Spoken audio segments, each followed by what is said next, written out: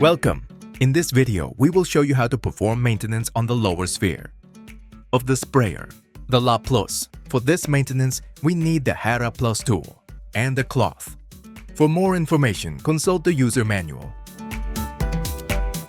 Lay the sprayer down on a flat surface and remove the head nut. Width by using the RoyalCondor Plus tool.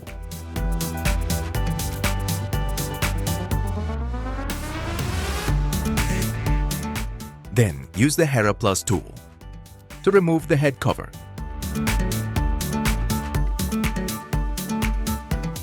Remove the filter.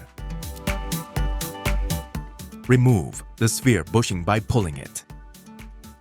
And remove the sphere. Clean the interior of the piston, the sphere,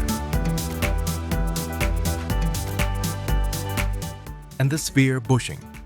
If necessary, replace the seals of the sphere bushing. Place the sphere inside the head. Then, position, push, and apply pressure on it. Place the filter inside the head. Then, place the head cover and applying pressure on it. Thread the head nut until tight.